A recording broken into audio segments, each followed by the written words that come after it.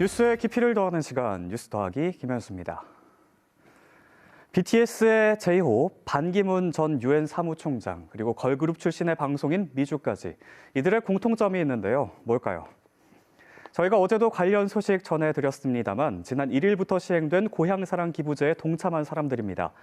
고향사랑 기부제, 자신의 주민등록상 주소지가 아닌 다른 지자체에 기부를 하면 세액 공제와 답례품 혜택을 받을 수 있는 제도입니다.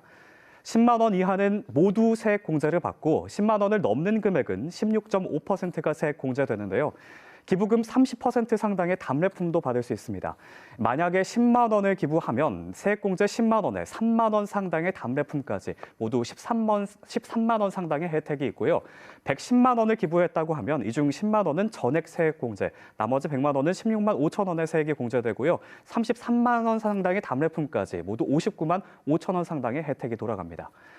무엇보다 고향사랑 기부제의 취지는 지방 재정 여건을 강화하고 답례품으로 지역 경제도 활성화시키겠다는 건데요. 이 취지를 잘 살리기 위해서 어떤 고민이 필요할까요?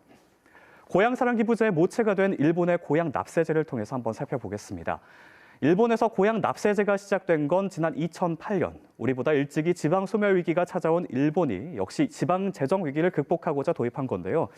지난 2021년 기부 총액은 8,300억 엔으로 우리 돈으로 약 8조 원. 시행 첫 해보다 무려 100배가 넘게 늘어났습니다. 하지만 문제도 있었습니다. 원래 일본 고향세 답례품에는 제한이 없었습니다. 그래서 답례품이 기부금의 70에서 80%까지 올라가면서 지자체 간의 답례품 경쟁이 과열됐습니다. 더 큰 문제는 세금 유출이었는데요. 일본의 고향세는 살고 있는 지역에 내야 할 지방세가 다른 지역으로 옮겨가는 구조이기 때문입니다. 그래서 2018년도에는 1,200억 엔 정도 도쿄 그리고 그 주변의 세계 도시에서 오히려 세금액이 굉장히 줄어든 그러한 현상이 일어났습니다. 당시에 담당 장관이 이제 이 제도를 다시 생각해야 된다.